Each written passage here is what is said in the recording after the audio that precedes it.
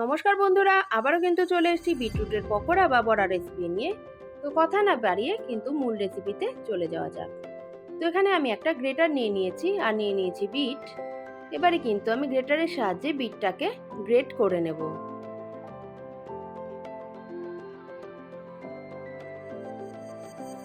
তো আমার গ্রেট করা হয়ে গেছে।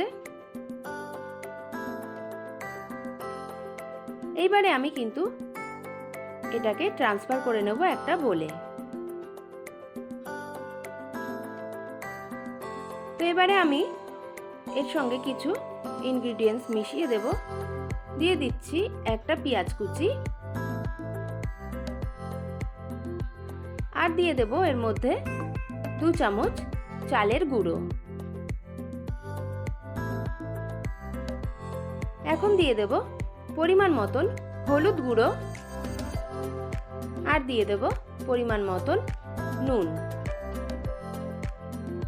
ঝালের জন্য আমি দিয়ে দেব হাফ চামচ লঙ্কা গুঁড়ো, আর দিয়ে দেব লঙ্কা কুচি।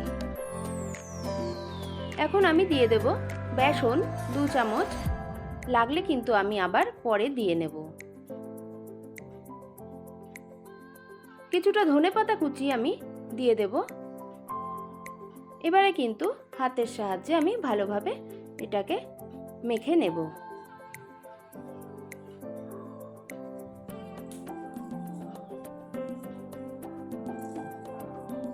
তো বন্ধুরা, আমার মাখা হয়ে গেছে। এখন আমার কিছুটা বেসন আরও প্রয়োজন ছিল, তাই আমি আরও 2 চামচ বেসন অ্যাড করে দিলাম। আবারও কিন্তু আমি মেখে নেব। তো এদিকে আমি গ্যাসে একটা প্যান বসিয়ে দিয়েছি, দিয়ে দিয়েছি পরিমাণ মতন সাদা তেল। তেলটা গরম হয়ে গেলে আমি কিন্তু একে একে বড়াগুলোকে ছেড়ে নেব। তো বন্ধুরা, যারা বিট খান না তারা কিন্তু এই রেসিপিটা ট্রাই করতে পারেন, আশা করি ভালো লাগবে।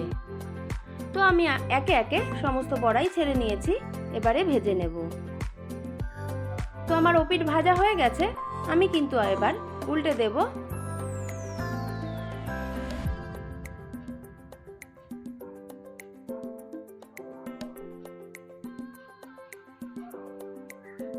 অবশ্যই গ্যাসটাকে লো টু মিডিয়ামে রাখবেন।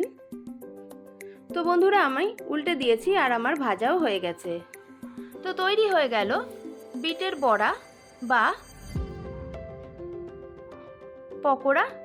তো কেমন লাগলো রেসিপিটি অবশ্যই কিন্তু কমেন্ট করে জানাবেন। আর এইরকম রেসিপি পেতে অবশ্যই শর্মিলার কিচেনকে সাবস্ক্রাইব করবেন। টাটা।